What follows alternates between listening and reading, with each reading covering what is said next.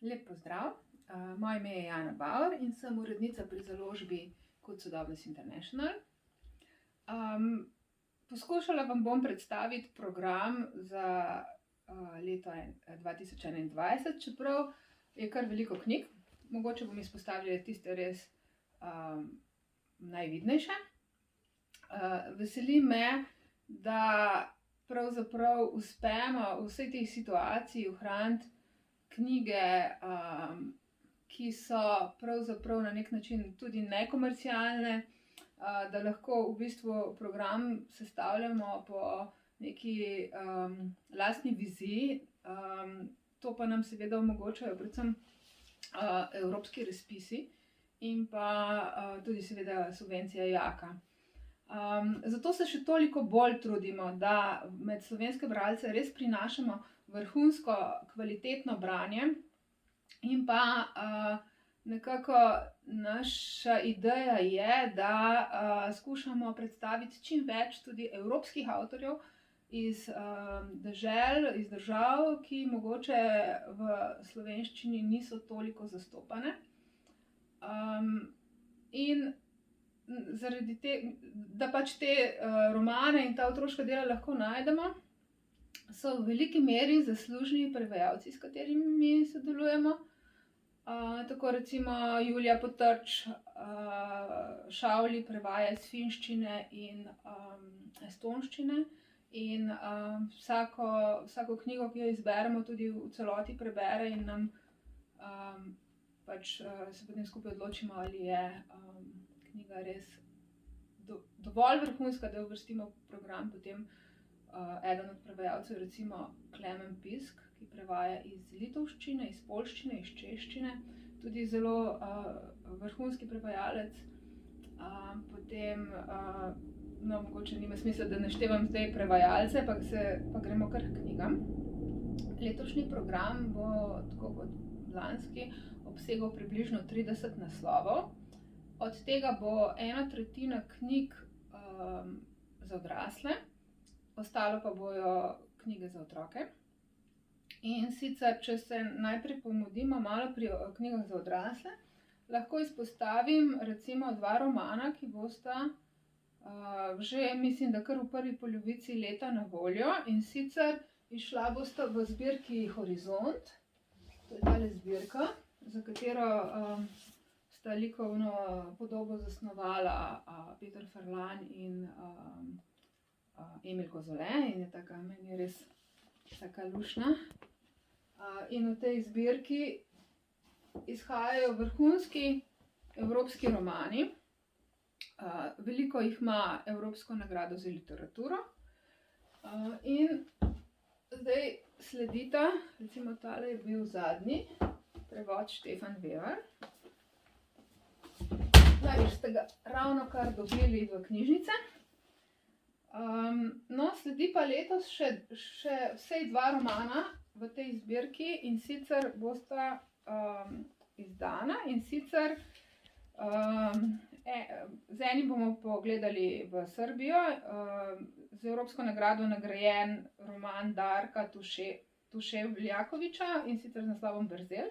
Prevedel je roman ravnokar Vasja Bratina. Drugi roman, ki se ga tudi zelo veselimo, je pa prevod Klemna Piska, in sicer Jaroslav Rudiš, Čeh, Konec panka v Helsinkih je pa naslov. Toliko mogoče bi še izpostavila tukaj pri literaturi za odrasle 2 slovenska avtorja. In sicer eden je Evald Fliser, ki bo v drugi polovici leta izdal roman, izdal roman Trgovec z dušami. To je roman, ki govori ki se dogaja na nekem otoku, izmišljenem otoku, ki pa je očitno nekje v Aziji. Ta otok se imenuje Simba. In v bistvu gre za eno tako napeto pripoved o študentki, ki je antropologije, ki je šla tja raziskovati v narekovajih primitivna ljudstva Zdaj, če zelo poenostavim, se potem ta ljudstva v bistvu izkažejo za manj primitivna kot pa ta svet, ki udira, ki od zunaj udira in uničuje pač neke vrednote, neko življenje, kot so ga poznali, in prinaša seveda globalizacijo in pa seveda kapitalizem, trgovanje in tako naprej. Skratka, zelo napeta pripoved bo to in tudi seveda to, tako kot pač Eva to zna napisati, opozorilo oziroma pač opozorilo, kako uničujoči so lahko vplivi te globalizacije nasploh na svetu in v bistvu kako ta kapitalizem dejansko in ta želja po oblasti in imeti še več uničuje ne samo neke take kulture, ampak tudi svet, v katerem živimo. Drugi roman oziroma drugo delo so pa zgodbe, ki jih bo napisal Tone Hočevar. Spomnimo se, da smo imeli lani kar eno fajn uspešno knjigo, in sicer Skušnjave. Mislim, da smo jo v enem mesecu, dobrih 2 mesecih smo jo ponatisali. Tone Hočevar je tudi krasen sogovornik in imeli smo ogromno medijskega odziva. Žal je potem zarezala korona. Mislim, da kar z nekaj knjižnicami je bil dogovorjen za nastop in tudi tam, kjer so ti nastopi njegovi bili izvedeni, so bili odlični.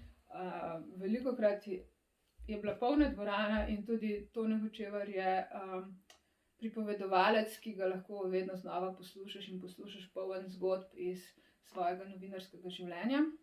Zdajle v tej knjigi, ki jaz mislim, da bo tudi kar uspešna, pa bo govoril o svojem odnosu do psov.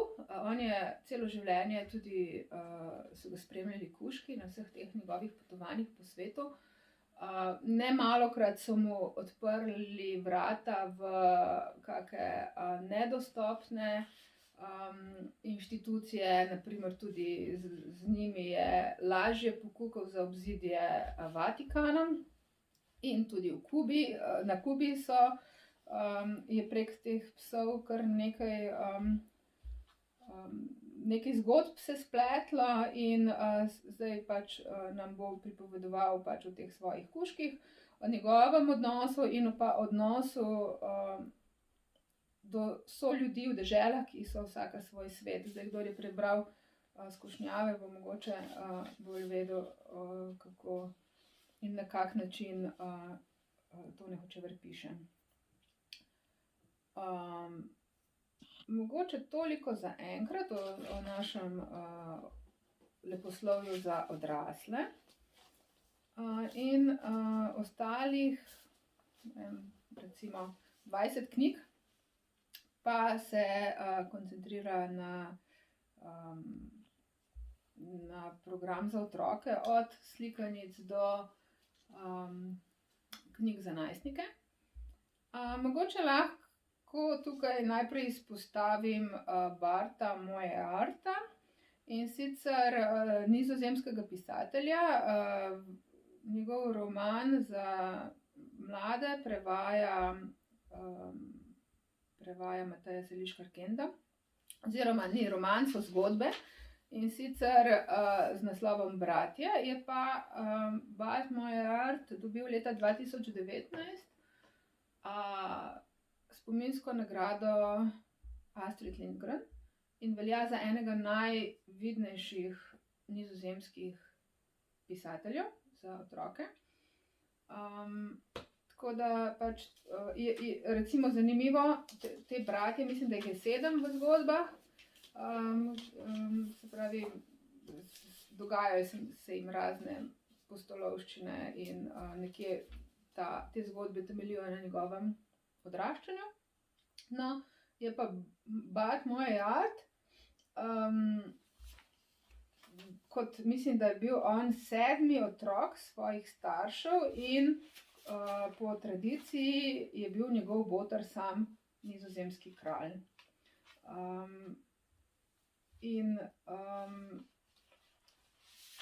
Skratka, jaz mislim, da je to ena tako zelo izjemna knjiga, izjemnega avtorja, in sem vesela, da nam je uspelo dobiti pravice in da pač bomo lahko to izdali.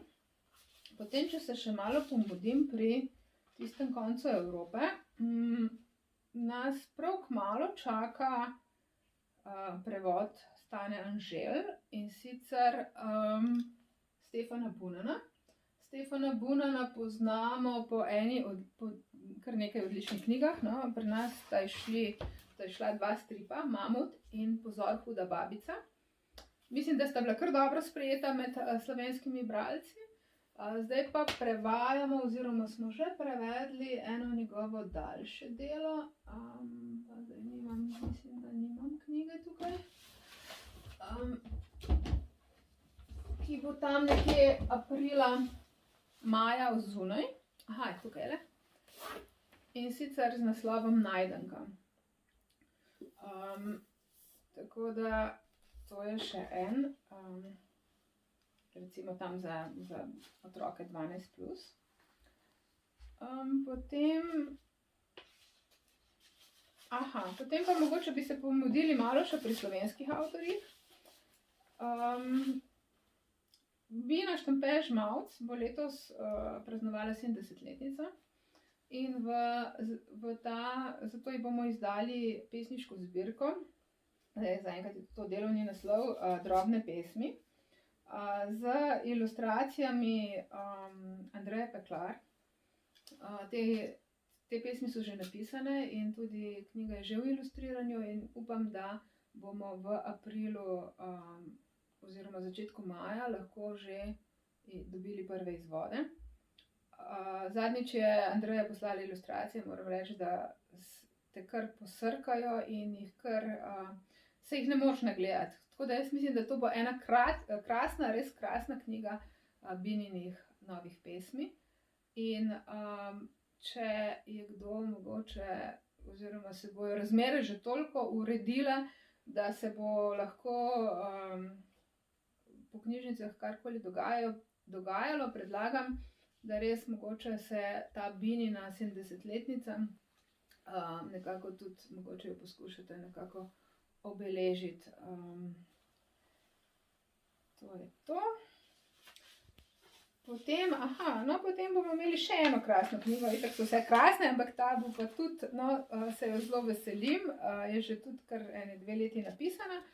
Trenutno je pri ilustratorju Damjanu Stepančiču, in sicer je to en krajši roman za spet nekje 12+ otroke, stare otroke, in sicer Petra Svetine. Naslov je Modri Portugalec in mislim, da je Peter je meni zelo, zelo ljub avtor. Mislim, da preberem vse, kar napiše in izda kjerkoli. Mislim, da je tukaj res s tem Modrim Portugalcem je res presegel, če je to sploh mogoče, presegel samega sebe. Malo spominja mogoče z rahlimi obrisi na Alico v čudežni deželi, ampak skratka Petru je nonsens seveda blizu, ampak kljub temu je zabaven roman in za vsako stranjo se lahko samo čudiš. Tako da priporočam tega Modrega Portugalca, ki najbrž bo tudi nekje v maju zunaj. Potem planiramo še izdati, ponatisniti predelano izdajo Inšpektorja Jožeta Majde Koren. Nekoliko popravljeno in nekoliko dorisano, ker je tak strip, ki smo ga izdali lani, Capo in Bundo. Mislim, da je bil zelo dober odziv, vsaj pri nas na založbi, in zato smo se odločili, da v bistvu ponatisnemo predelano verzijo Inšpektorja Jožeta, ker je tudi potem že povpraševanje.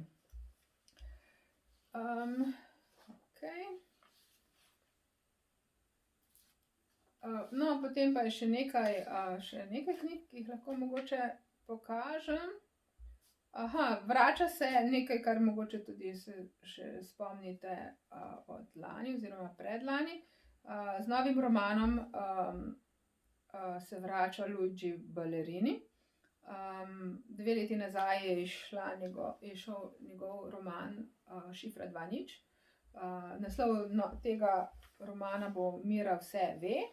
In sicer ta Mira je pač neke vrste robot oziroma neke vrste aplikacija, ki nekje v prihodnosti skrbi za otroke in jim govori, kaj morajo obleči. Skratka, vse odločitve izbere, naredi Mira, ne? In nihče več nima občutka, vse je tako digitalizirano, da nihče več ne ve, mislim, se mu ni treba za nič odločati, vse je že vnaprej odločeno.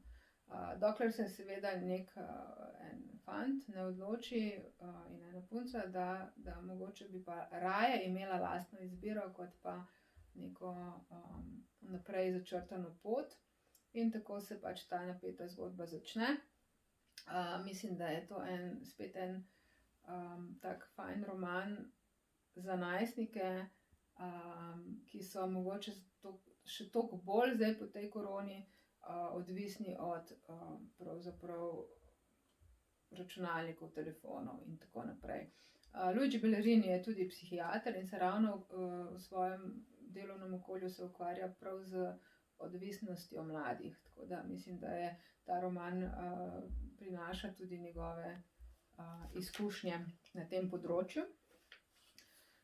No, ravnokar pa je šel v tisk je šlo še eno delo za otroke, in sicer Suzane Matiangeli. Poznamo jo letos je šel Kdo je Nino? In pa ena taka, meni ena najlepših slikanic o učiteljicah. No, ta knjiga, ki gre ravnokar, evo tlele so še ploti, sem jih ravno danes potrdila, se pravi, čez 14 dni bo zunaj. Govori pa o tej deklici Mini. Mina HB, to je pač Dušanka Zabukovec prevedla italijanski naslov je Matita HB. Skratka, svinčnik, to je njen psevdonim, pod katerim piše v tem zvezku, v tem dnevniku, pravzaprav zvezku, razne prigode iz šole, od doma, svoje želje. Blazno duhovita knjiga, res krasna. Suzana Matiangeli res je izvrstna avtorica in ni čudnega, da je dobila leta 2018 tudi najvišjo italijansko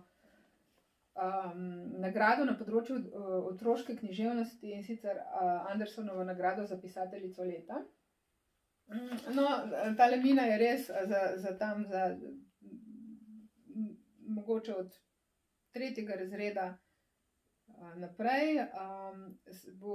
Se bojo, mislim, da vsi učenci zelo našli v tem.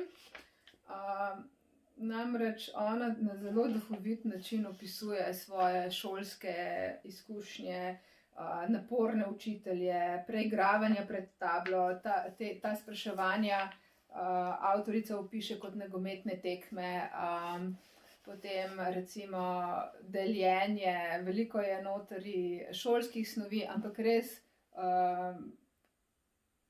tako zelo duhovito opisano, da jo prebereš na dah.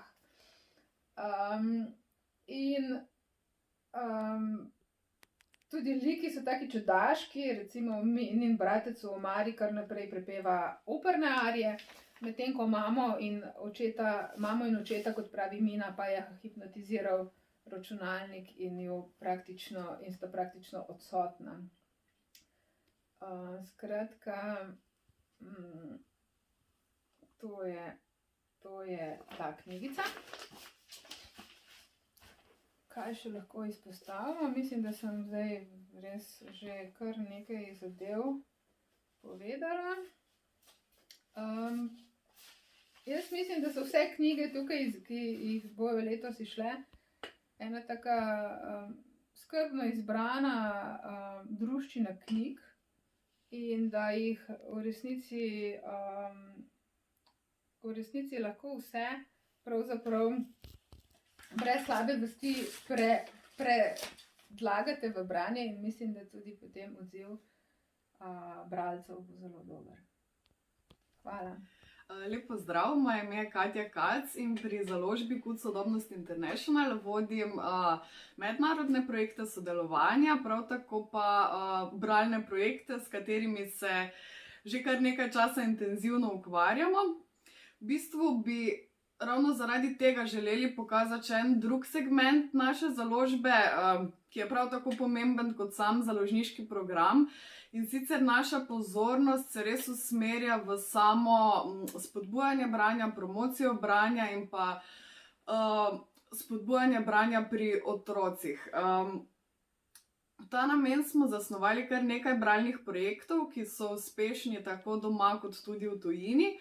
In eden izmed teh, ki je že neka stalnica, je naša mala knjižnica, ki se letos odvija že 13. leto.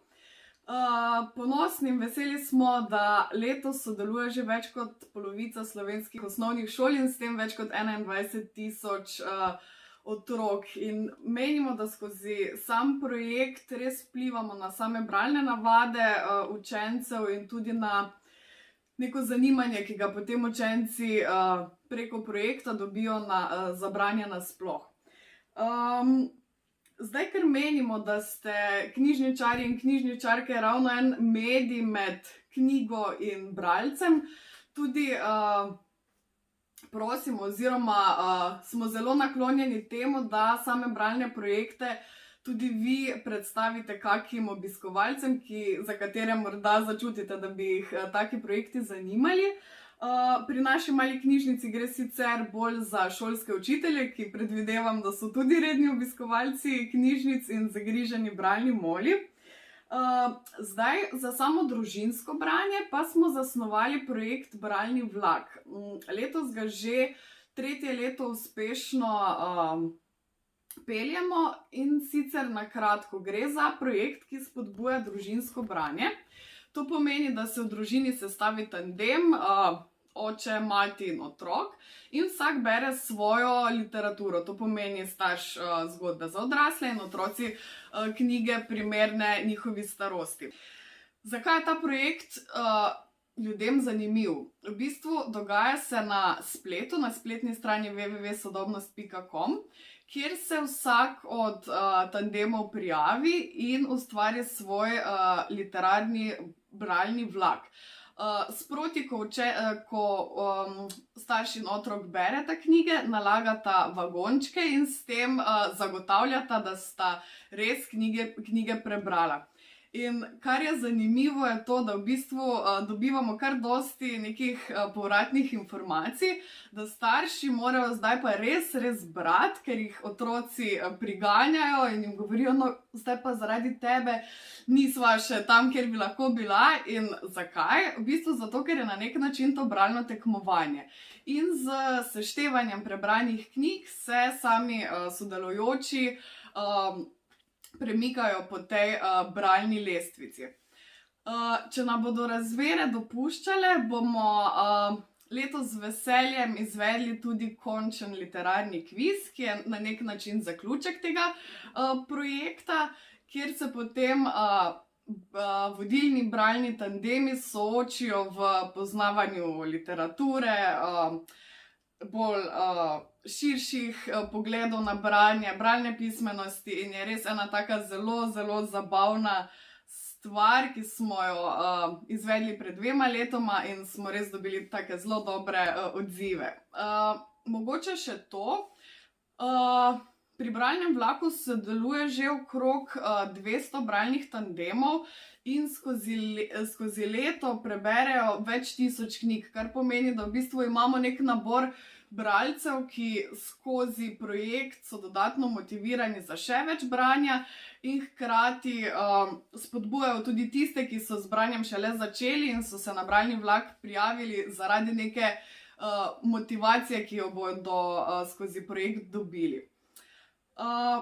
To sta naša dva projekta, na katera smo zelo ponosni, seveda pa ne smemo pozabiti še na tretji bralni projekt, ki pa je namenjen učencem zadnje triade in ga izvajamo skupaj z založbo Malinc. Gre pa za projekt, ki v bistvu deluje prav tako na spletu. Letos smo še ga posebej priredili, da je v bistvu dostopen skozi vse šolsko leto, ne glede na situacijo, in se dogaja v spletnem varnem okolju Classcraft.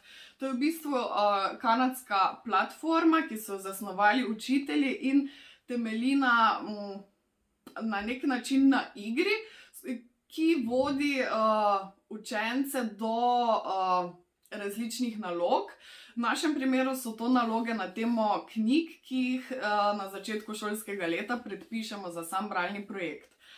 Zdaj, kar je posebnost tega projekta, je, da se v bistvu izvaja na šolah v trojicah. To pomeni, da se na šoli sestavijo trojice učencev, ki potem sodelujejo in tekmujejo tako med samo šolo in tudi šolami iz drugih območij.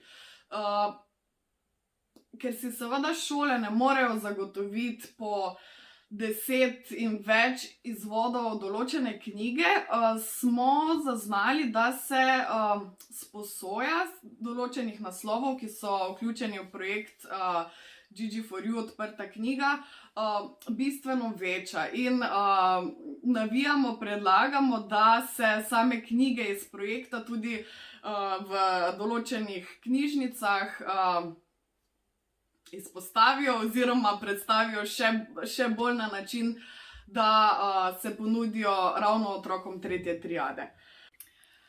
Mislim, da je za zdaj to vse glede naših bralnih projektov.